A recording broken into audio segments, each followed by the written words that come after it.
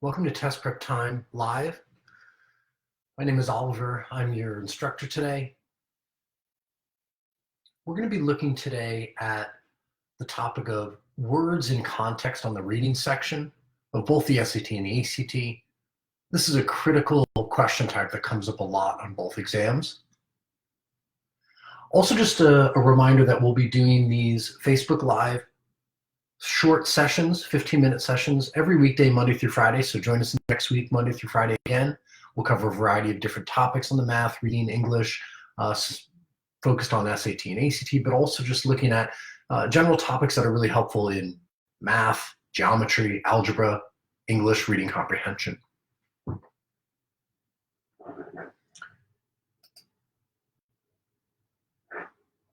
Okay, today I wanted to talk briefly about this type of question that comes up a lot on both the SAT and ACT, and we'll call it words in context. You may have also heard it called vocabulary in context. These questions are specifically asking us to define a word that is used in the passage. Now, one of the bigger mistakes that students make is to look at words in context and just try and choose the definition they're most familiar with. So there's going to be 4 choices and they see something that makes sense and they just grab that answer. It's not going to be enough to solve these questions simply by picking the definition you recognize. It's really upon the student to go back to the passage and find out how this word is used in this specific place in this specific passage. So it's a little bit of a misnomer to talk about vocabulary here because it's not enough just to define the word. You're often going to find that the answer choices are all definitions of that word. So we know many words in English are used, mean different things, slightly different things as you look at them. So as you use them in different contexts, they'll mean different things. So we'd have to go back and we have to look for the words in context and read around it. We're going to read a little bit above, maybe a little bit below. Read whatever you feel you need to understand the larger context.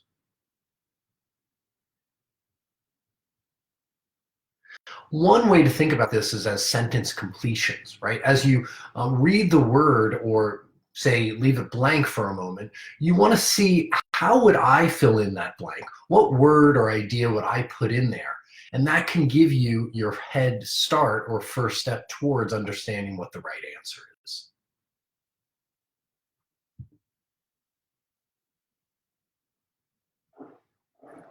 Let me show you what this looks like in a few examples.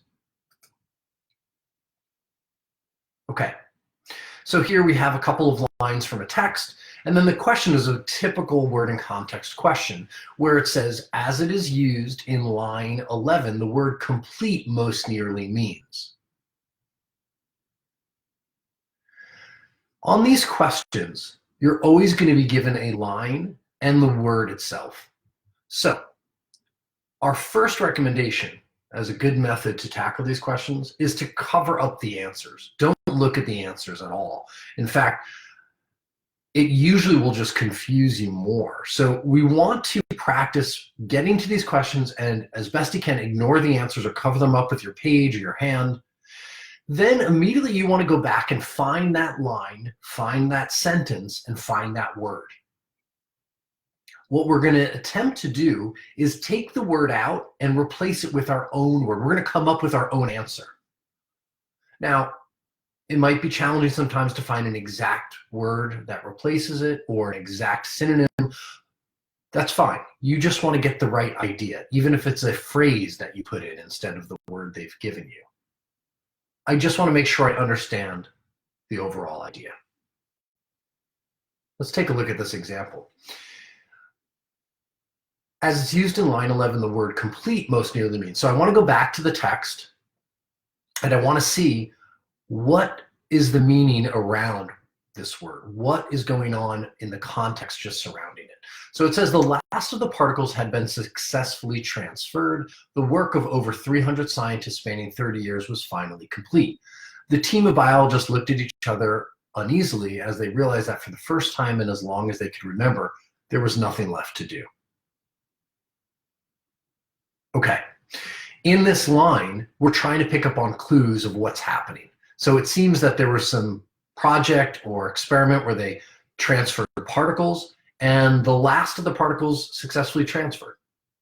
The work they were doing, 300 scientists over 30 years, was finally blank, finally something. The team looked at each other uneasily as they realized for the first time there was nothing left to do. So here I can see a couple of big clues. Successfully transferred, the work they were doing was successful. The work that had taken them 30 years was finally something. I'm trying to replace this word complete. And the team looked at each other as they realized for the first time, and as long as they can remember, there was nothing left to do. So what's one replacement we could think of for complete? The work they were doing for 30 years was finally maybe done. Why? Because there was nothing left to do. So complete could mean many things, but in this context, it means complete in the sense of your project is complete, it's done. There's nothing left to do on the project. Okay, if I go back now to the choices and hopefully see, maybe there's a word that I can match to the one I came up with. I think we said done was generally the meaning we were looking for. Okay, here I see comprehensive. That means really in total or everything. I don't think they mean complete here as everything. There's a sense of a project having steps, and all those steps are now done or complete. Whole, this means the same thing as comprehensive, so neither of those fit. Finished, if I finish something, I've done everything. I've completed it. This looks like the correct answer. Extreme doesn't really fit in any way. So my answer here is finished, a synonym for complete. So see how complete can mean a few different things, but in this context, it only means finished. That's how I use my method of covering the answers, going to find the information around it in the context to get these answers correct. Now, if I come back to the choices and I don't find an exact match, that's fine. At least you can eliminate some choices now based on that little method or those few steps. Let's take a look at another example here. Once again, we want to try and replace the word itself with our own idea. Here's another very helpful tip or clue on these words and context questions. Namely, as you look through the context surrounding that sentence or that word, make sure you're paying attention to all the clues.